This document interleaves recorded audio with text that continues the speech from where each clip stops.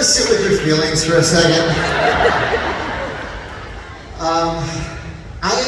I'm so excited about what's happening here. First of all, we're striking a set and making a change. But I'm in the unique position of I was actually able to hand the Oscar for Remember Me to our guests tonight. I was the presenter at the Oscars. And I had some friends in the race, and so I actually I'm very happy to have been there at that moment. And I'm so thrilled they came all the way from Brooklyn to come talk to us about this incredible. First of all, kids, did you have a good time? My 8-year-old had a great time, my 4-year-old is still processing. But please give it up for, you know their work in, my God, I could rattle off the names, but Frozen, Frozen II, the Winnie the Pooh film. They're just some of the greatest songwriters alive, and I'm so thrilled to hear. Please give it up for Kristen, Anderson-Lopez, and WANDAVISION.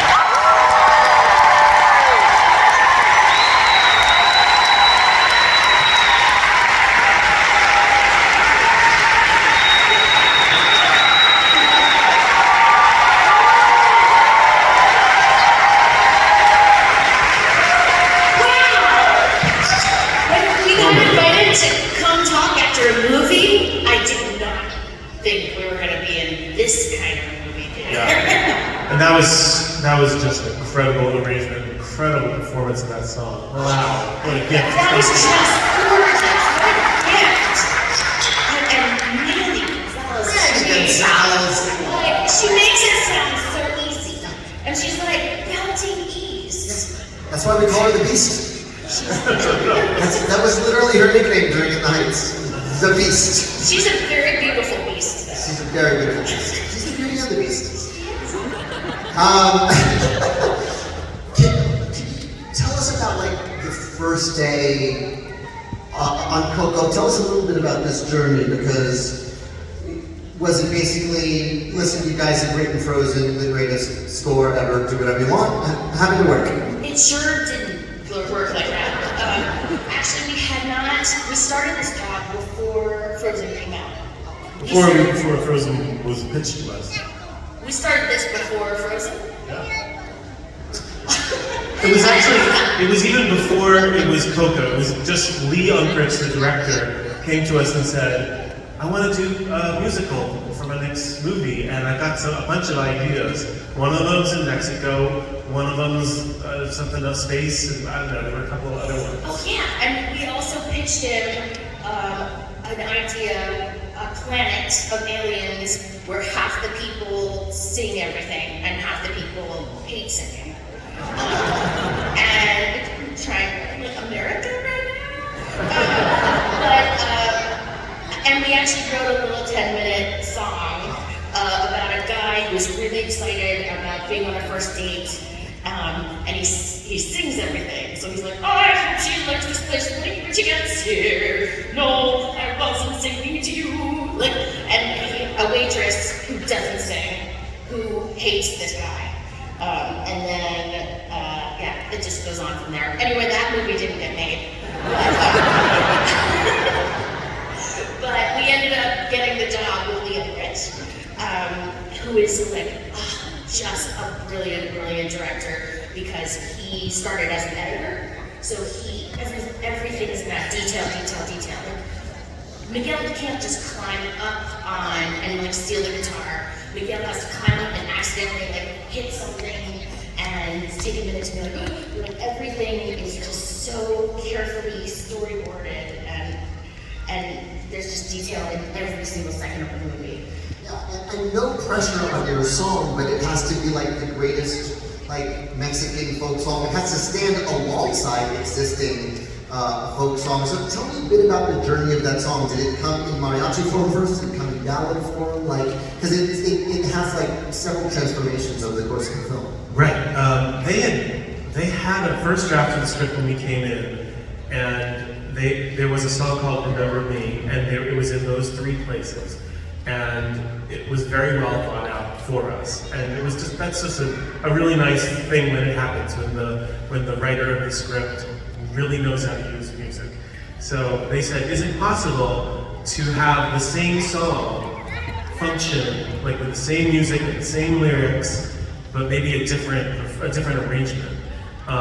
Work as a big, showy mariachi, kind of like big number, like to say goodbye to the audience, and a lullaby that has all the meaning in the world from the father to the daughter. And we thought maybe, but then there was an idea that maybe we change the words, maybe there'd be a missing verse that never got heard. So we explored those ideas. Yeah, we talked about It's a Small World, which is, it's a small world after all, but it actually was created as a prayer for peace. It was a beautiful song written by the Sherman brothers, one of whom had fought, maybe both of them fought in World War II, came back, had been totally traumatized and had PTSD, and the lyrics with this beautiful piano was like, it's a world of laughter, a world of tears, it's a world of hope and a world of fears. There's so much that we share that it's time we're aware. It's a small world after all. It was this beautiful But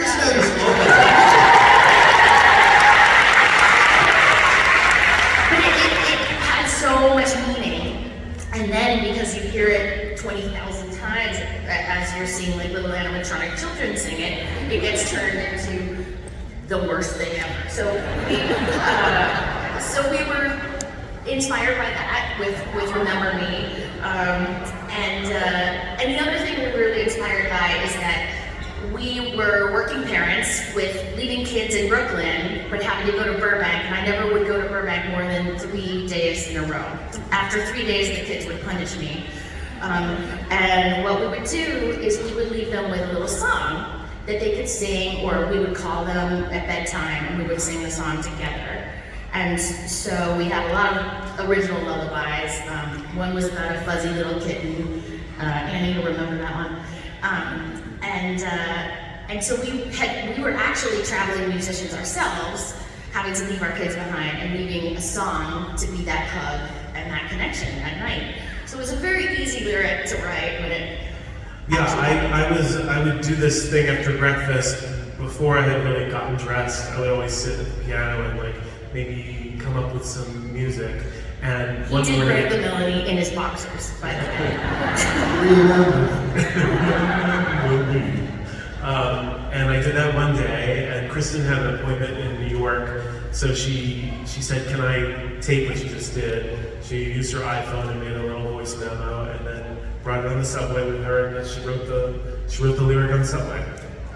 And then, yeah, that afternoon I came back, I was like, here. And we sat down at the piano, and there was Remember Me. And we had a feeling that we were writing the ballad, we were writing the lullaby, because we wanted the emotion to feel real. But then, if you speed up any emotional ballad, it can be pretty fun. And I was. You're here, there's nothing to fear. That was the Titanic theme song. Yeah, and it seemed to adapt itself pretty well.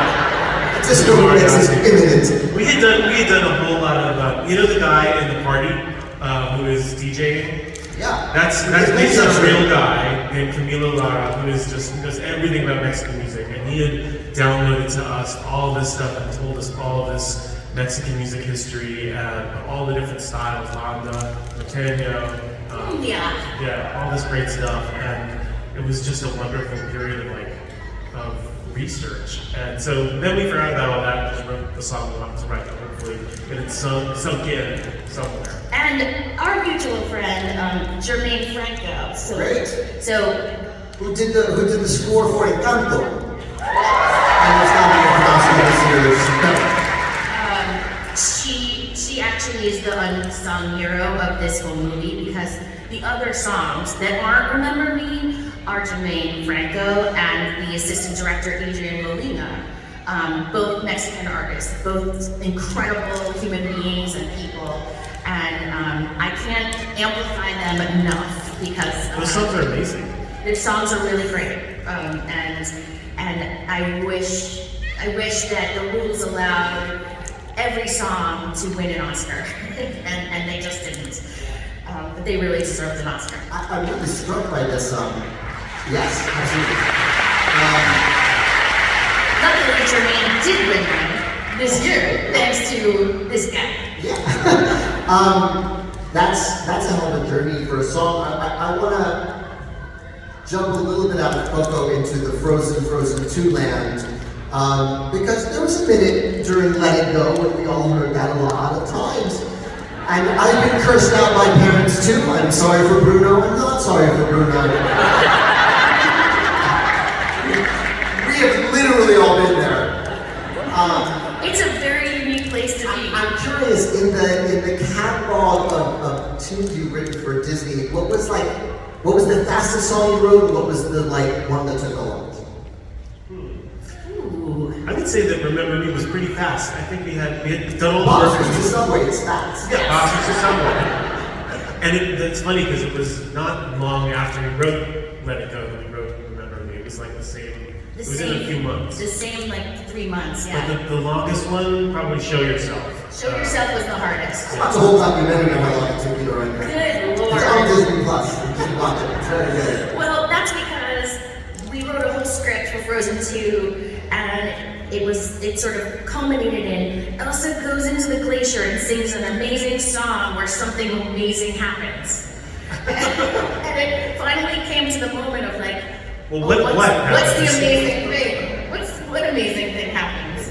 And they were like, write the song. So, the fun thing that Lynn can tell you about all of this is that it's not like you show up and the script is all written and you just write the songs that they want you to write. You're actually creating the story over a course of many years and iterations from the beginning. So with Frozen, we had the first version was Anna was this perfect princess who was like a bridezilla, and Elsa was this blue, angry woman who was freezing powers and spiky short hair, and who froze her sister's heart and then went and killed Arendelle and everyone in Arendelle with her snow monsters. I don't think their kids would be dressing up as that lady. And we were like, you could do this version, but it doesn't really sing. And so we, over the course of 18 months, completely changed all of the stories, all of the characters, and you just work hand in hand, just like a bunch of kids in a playground pretending and going, what if we did this? Okay, that didn't work. What if we did this? Okay, that didn't work. And that's really how Disney movies get made. And it's really cool to be in the room where it happens.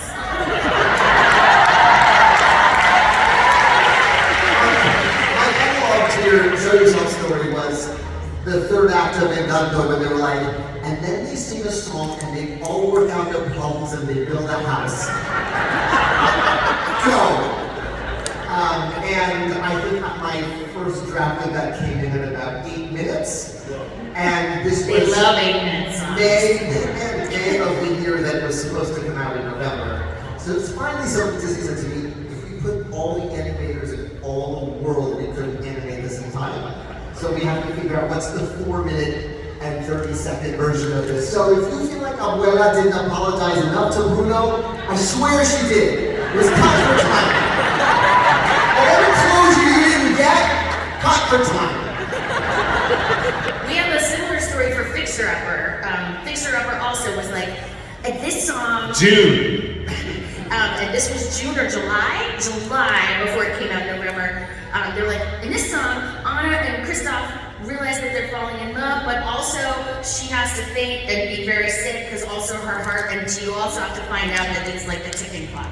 Go, write the song. It has to have the theme of the movie and it has to be fun. And the lesson. And so we wrote it and they had to animate it in 1 week, and that is why all the trolls have the exact same facial expression.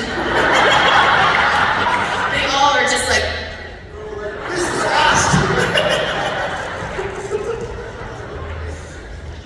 And then also on Frozen, we talked about it being a family affair, but those were your kids singing at the beginning of the movie, right? yes. We have 2 girls that really, raising 2 girls, highly influenced, taking on Frozen. We have an Elsa and an Anna, and Elsa's a her essay for Yale, early decision right now.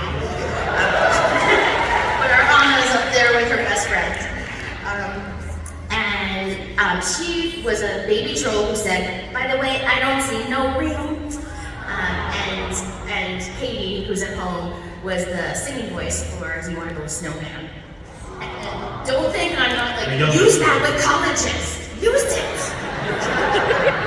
Like that college essay about She's like, no, Mom, that's so embarrassing. that is cringe AF. By the way, this is not beer that we're It's drinking. water. We're not like chugging 40s and talking Disney tunes. It's actually water. This is, it says Liquid Death. Which is another Cup Frozen song. It's actually very appropriate for the movie we saw tonight. Yeah. Yeah. So where were your kids in and around the making of Coco? They were not involved in this one, but were they around? Did they like? I guess I'm asking, do you use your kids as beta testers the same way I do? Oh, totally. They were our first audience of everything, and they were our first audience for WandaVision. They're our first audience for, we have a show coming out. This is my shameless I all along is also these guys. Anything you got stuck in your head in the past 10 years? Yeah, it was kind of like, if they wanted to hear it again, then we knew that it would be good, but they were kind of like, if they kind of wandered off and started playing with blocks, then it was like, well, maybe we should try again. I don't think that song about, there was a moment where the Chola song was about walking in someone else's shoes, and it was all these jokes about foot issues, of like athlete's foot and foot fungus and plantar fasciitis, and like we couldn't get them to sit still for that one, so we were like, it's not this one. My oldest son, Sebastian, hello, was born 2 weeks before Hamilton rehearsals, and I was in the show, so I basically didn't tuck him in the whole first year, and the net result of that, and what I didn't know, was that my wife was singing him to sleep with Dear Theodosia every night. Yes, that's very nice. But when I played Dear Theodosia, they're like, you don't sing Dear Theodosia, Mom wrote Dear Theodosia. It sounds wrong when you sing it. So that's what I just see it, because it belongs, that's the message. Yeah. Well, it's like kids change your relationship to music, to art, right? It deepens everything. Yeah, I find that our careers also, like Frozen was when we had very little girls that we were raising, and I was dealing with the princess problem. Some of you guys may understand where you're like, she wants to be bride Ariel for Halloween, and she's 4. How do we feel about the politics of this? Yeah, I want to be the bride. I want to be the bride, I want to veil. And so I got the chance to try and write princesses who redefine true love for each other. Explain that sometimes you shouldn't marry a man you just met. And then there was COCO, that was about leaving your children and the importance of family. And then there was, like, when my kids started liking Marvel, we got to do this Marvel job. And now we're writing adult stuff for Hulu. That's going to come out in February, where about, like, finding your voice and doing naughty things in New York in 1999.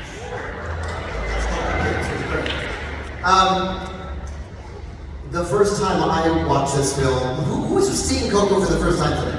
Make some noise. The first time I saw this film, my grandmother had passed away like a few months before, and I watched it with Sebastian, who was like 3, and the abuelita version of Coco looked so much like her that I was a snot machine.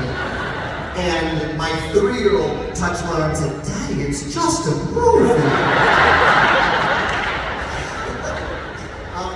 But I mean, talk to us a little bit about sort of the theme of this, about being remembered and how important family is in terms of how we remember our family. think that's the thing that resonates with me the most. I think the most beautiful thing about that holiday is that it's a family reunion.